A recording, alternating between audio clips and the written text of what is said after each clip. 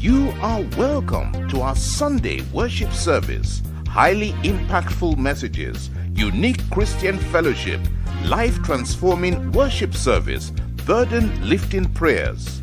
Evangelical Global Outreach Church, EGOC, London Parish, House of Wonders, 198 Ripple Road, Barking, Essex, IG11 7PR. Time of worship, Sundays 8 a.m. to 9:30 a.m. For counseling, prayers, and more information, please call +44 07958 083 479. Email pastor@egoc.org.uk. Website www.egoc.org.uk. Your total well-being is our concern. Good evening, everyone, and thank you so much, sir, for that thought-provoking, insightful talk. I've been writing notes, so if you need to giraffe my notes later, we can meet up. Now, question and answer, because I've got limited time for this. There were a few questions highlighted ahead of the session. But before I go to that, is anybody present at the moment who has a question?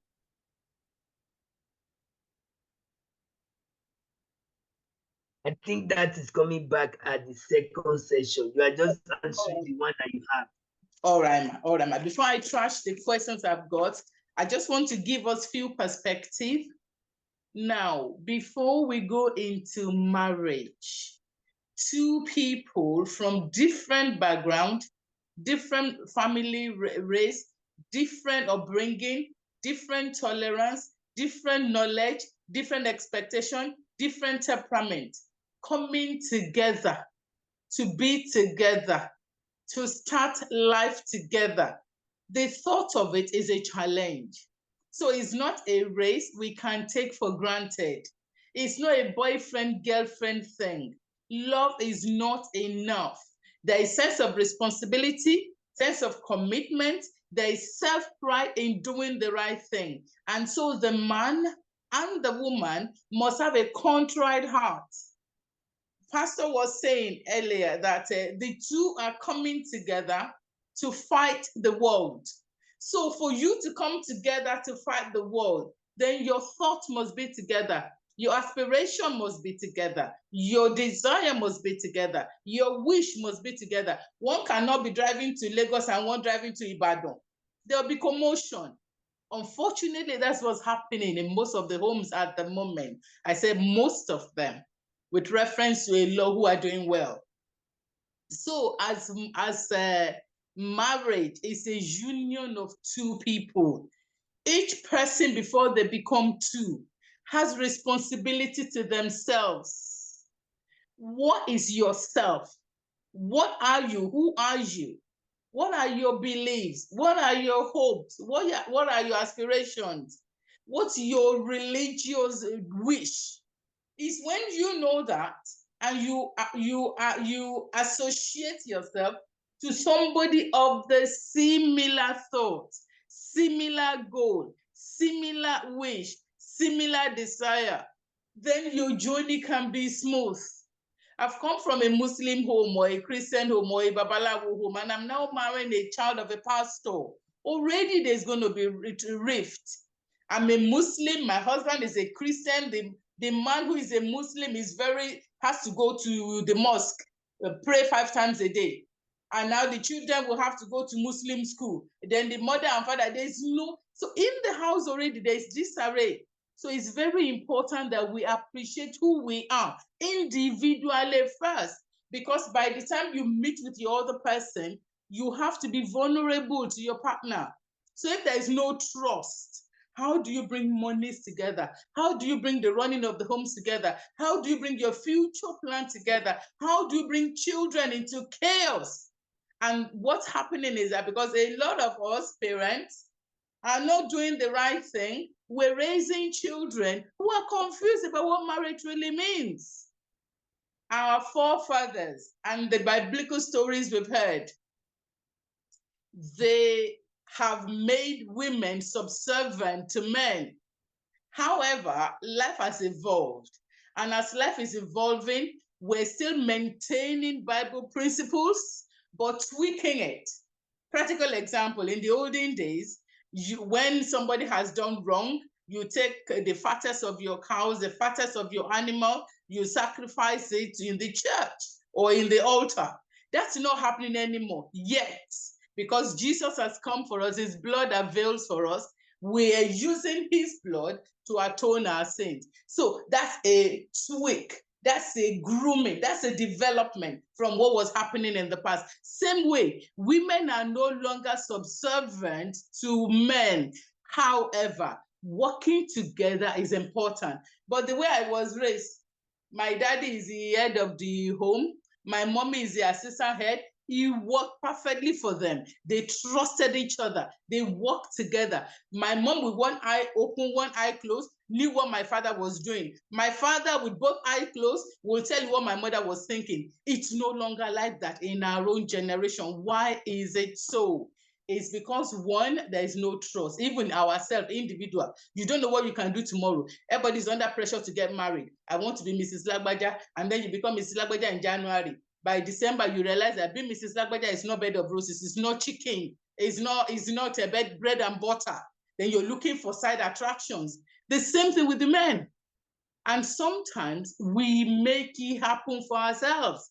We're too stressed, we're too pressured, we're looking at everybody else getting married, whether we're ready or not, we want to get into it. Some people have no job, some people have no vocation, some people have no career, yet because they're looking at the figure of their age, the number of their years, they're getting into marriage. And so we're getting into marriage without any self-respect, no self-virtue, no self-belief, no self-trust. We're hoping that the deficiencies in our upbringing will be met up by the man that we're going to marry, or the deficiencies in the upbringing of the man who's from a polygamous home is going to be balanced up by the woman who's. So there's so much going on. So with the questions that have been highlighted here, disclaimer, I have not got any answer to it. If I say to you today, I have answers, I am lying. However, each one has responsibility of self-appraisal. Okay, what I'm expecting my husband to do, am I doing it? Can I do it? This is where I'm at. Can I improve?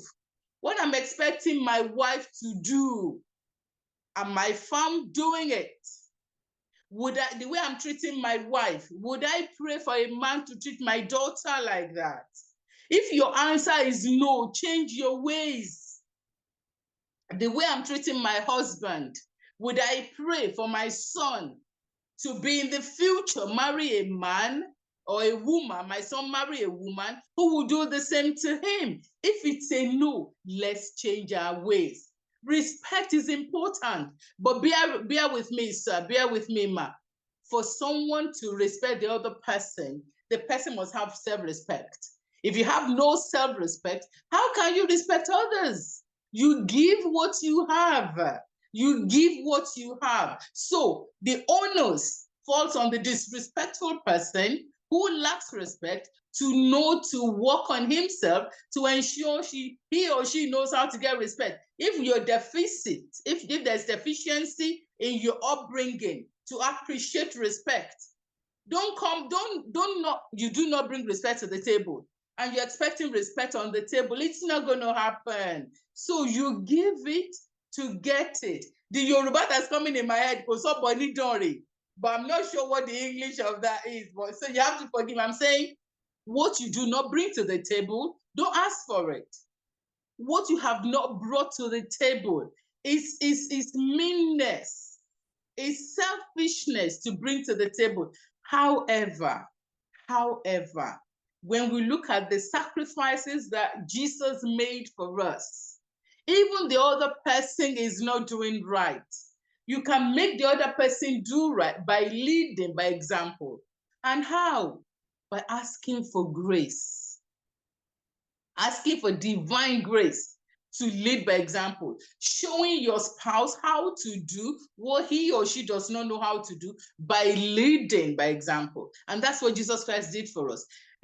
99% of the benefits we're getting from Jesus Christ, we do not deserve it. Yet, he did not judge us by our ways. He continued to be an example for us. My prayer is that in every sojourn of our lives, as husband as well, because you know what? Our children are looking at us.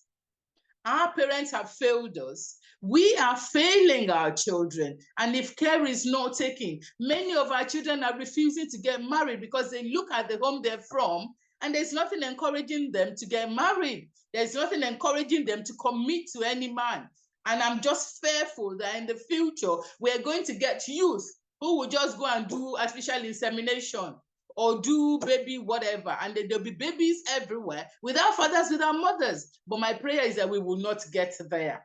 However, the responsibility is on us. Some of the questions here from my utterances, they would have been answered. They would have been answered.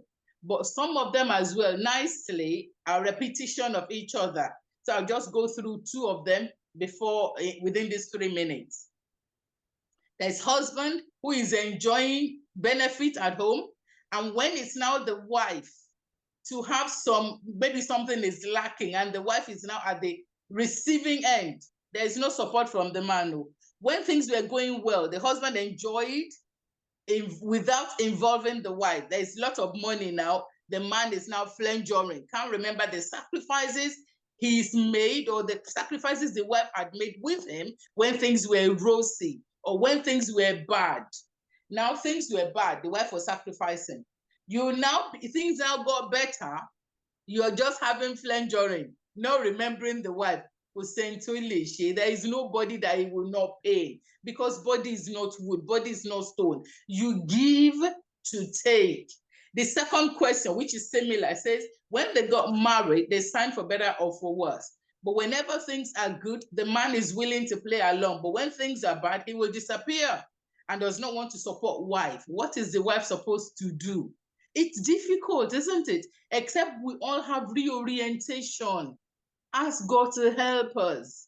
Make sure we're not selfish, selflessness, and asking Holy Spirit, like Pastor said earlier. The Bible, it says, what God has joined together, no man is able to put asunder. That's when God is the joiner. But if I see you as a fine boy, tall looking, sexy, and I hook myself to you, and I enable you, come to my house, eat and go, and then I marry you and I'm saying, oh, Njenko, I will remind you that all the time that I was coming, you were cooking bokota and all of that. You didn't think that I was not working. So what we will not give, we cannot get it. I'll say the last one because I've got a few more seconds. Before getting married, how will I know that this man will stand with me during tough time or good time? There is no way to know. There is no way to know. It's important to be self-reliant, to be self-made, to be able to be matured in your own self before you get attached to another man, hoping that that person is matured and you can help each other to achieve that. I think I'm going to stop now while we carry on, and in part 2, we'll get on with it. Thank you. You touched every area. I've just got a few bits to highlight. I've seen a question posted about financial abuse. Italy is one of the questions I've got here, so I'm going to go to that as well. Now, the most important thing I want to stress for people who are asking what to look for in a partner. So I'm talking from experience, I'm talking from reality. Before you know if you're ready to get married and who to look for in marriage, get these checkers. How selfless are you? Are you ready, once you get into the relationship, to make babies with that person? Will you be able to stay with that person till the end of time? Are you employed? What is the future of the job you're in? What standard of living are you now? Have you got now? What standard of living are you aspiring to have for the future? What vocation have you got? What prospects have you got? When you now bring all those into perspective and you look for someone who also has such perspective, then maybe you're beginning to get ready. But if you're 28, you've just finished university, there's no regular job, just because your 26-year-old friend is getting married does not mean you are ready. Being ready for marriage is not just being ready to have sex or being in a home with a man. It comes with being ready to be pregnant, being ready to make babies. And making babies is not a joke. You'll be pregnant. Stress of pregnancy is issue. You go and deliver the baby. Some people have puerperal psychosis because of the tension that comes to getting pregnant, delivering the baby. Some people have tear. The breast is painful because of engorgement from lactation. The abdomen and the stomach is still wriggling back into space. And you still have to look after siblings if you have got other children. It's no chicken change. You have bills to pay. You have parents to look after if your parents are old enough to be looked after. Look at all of those. And if you're ready, then those should also be a pointer to the person you're looking for. Now is, do we align in our thoughts? Are you one who want to have 10 children and your spouse or intending spouse only want to have 2 children? You need to look at it. Are we going to church? Are we going to mosque? Say, do not be unequally yoked with unbeliever. Being Christian, what kind of Christianity is that person practicing? Is it adultery? They go to church on Sunday and they're going everywhere. What kind of Christianity is that person practicing? Is it tallying with yours?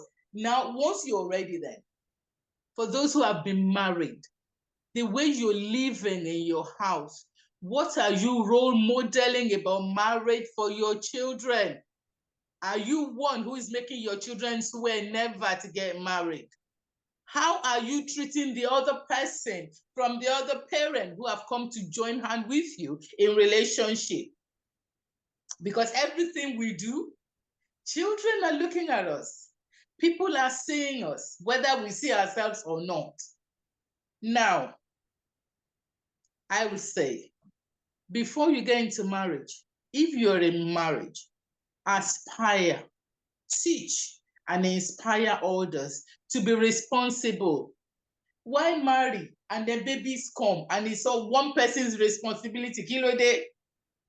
Now that person only waka come, 2 of you made the babies. Why should the responsibility be just one person's responsibility? It's a joint responsibility. And if you're doing it regularly and there are times that you can't do it, the person should understand with you and you rub minds together like that. Empathize with each other. Empathy. What you are giving that person, if the person were to turn back to give you that particular blow, will you take it? If it's not working, seek counseling. Some of us are deep-rooted in our upbringing, the challenges we encountered at upbringing. Some people were raped by their fathers, by uncles, and they're still brooding over that. There's still some hurt from the past. Seek counseling. Seek therapy. Seeking therapy is not a sin. Seek therapy so that your emotional and psychological state is clean or is tidied up or you're getting help to make things better. Otherwise, in that state, you're hurting others. And as you're hurting others, you're leaving indelible mark and making the relationship even wider. Marriage is a commitment. And your vision for your children, your vision for the kind of marriage you want for them, you need to role model it. Be selfless. Bas. It's not every bas turns to killing your spouse, but every bas leads to mental impairment, emotional impairment, psychological impairment. And when psychological, emotional, and physical impairment accrues, the insidious effect. With aging, we're already getting old with aging. So things are changing and progressing with old age. Now to add the bad effect of abusive marriage into it, emotional, psychological, social, it makes you grow so quickly. And by the time the person gets to old age, it is you, the wife, or you, the husband, that will be packing the poo of the man who becomes incontinent or the woman who becomes incontinent from the insidious effect of all the abuses over the years. So yes, some abuse will kill person, but some abuse are slowly creeping and accruing in the life of the person who were abused. I'm just saying a question. I just want to see if I can upload it. How can I do this? Okay. So I've answered about 4 of the questions that were sent to me before. One was, before getting married, how will I know the man will stand with me during tough times or good times? Of course, there's no way to know that. How do I know a good man or a good woman before marriage? I've explained that as well.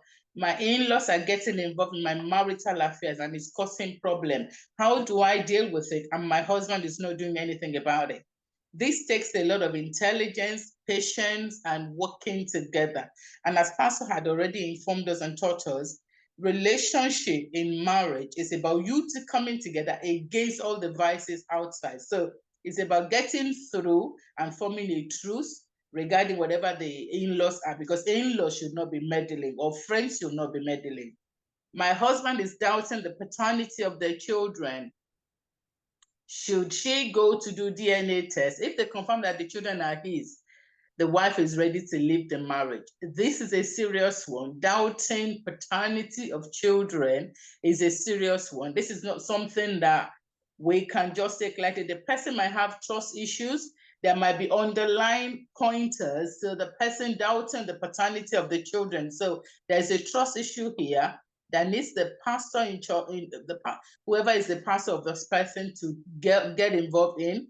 And if it was me, I would go and do the DNA. Or if the children are his, he would have to then tell me where he's getting the insinuation from. That might be the first point of call, but that's just my personal opinion. It's a trust issue that has to be dealt with seriously. My husband always calls me names, and I hate it. I've also highlighted on this, respect is reciprocal. You give it to get it. Name calling is completely unbiblical, unspiritual, unchristian-like, because if you won't let anybody call you such names, you should desist from it. However, person calling names is not just calling names or calling it. There must be something that's happened that's caused that to be an experience. So I would say it's about communicating with each other, trying to find the cause of what's hurting the other partner so that that can be abated. My husband is very aggressive about finances. There was another question about finances here. In relationship, it's important to decide how you're going to manage finances at the start. If you're going to put money together for running the home, individual persons will have individual money to do their own business. It's important to spell it out so that the money is not causing rift, because money is also another issue in marriage. What can you do about a man who is insulting and calling his wife names? I think I've tried to sort that out to make reference to that as well. Name calling. How can I try to make him understand that I don't like it? Because he continues to do it. It's about respect. It's about respect. Continue to say you're not happy with it. Continue to advocate for self-respect and respect, and hopefully your husband will get it. How can you handle a man who is very jealous and suspicious of his wife? Italis are the one who is doubting paternity of children, wanting proof. I think this needs, the person might need therapy to find out what's causing the doubt. What's causing the doubt? Why is the doubt coming in? Where is it coming from? The origin of the doubt. Maybe the person has self-doubt in himself or herself. My husband is having an affair. How do I handle this? Of course, it's painful. This is a very painful one. How do you know the person is having an affair? And if you do know, talk about it. If you've talked about it and it's not working, seek counsel together, because counseling is available and it would help a great deal. How do I know that this is my husband as a person that has never been married before? That tally with previous 2 questions you've answered. And somebody has just posted this, that I know someone financially and emotionally abused. I know someone who is financially and emotionally abusive and blackmailing the husband. Has not been any meaningful discussion. Now, when it comes to issue of money, marriage counseling is necessary. This one goes beyond answer at this meeting. it might be necessary to seek counsel from the pastor of the church or to actually seek a professional marriage counselor regarding that. How can we advise a sister whose husband is not yet in faith and who is like fighting her own faith? Now, this also would have a connotation of the man of God or woman of God in house to support both the couple. However, as a Christian woman who is trying to live by faith or who is trying to encourage her husband into faith, your submission, your way will stand enough to convince the man. Because if you go to church, you come home and abuse the man, you're not doing right by the man, you're further discouraging the man to imbibe in your faith. But as you're doing the work of faith, you're also doing your housework as a wife, and you're pleasing your husband, doing the bit you need to do as a woman, accepting responsibility when it needs to be accepted, you might form a truth. Above all, seek counseling, because I'm sure there's a lot there. God bless you. You are welcome to our Sunday worship service. Highly impactful messages, unique Christian fellowship, life-transforming worship service, burden-lifting prayers. Evangelical Global Outreach Church, EGOC, London Parish, House of Wonders, 198 Ripple Road, Barking, Essex, IG 11 7PR. Time of worship, Sundays 8 a.m. to 9:30 a.m. For counseling, prayers, and more information, please call +44 07958 083 479. Email pastor@egoc.org.uk. Website www.egoc.org.uk. Your total well-being is our concern.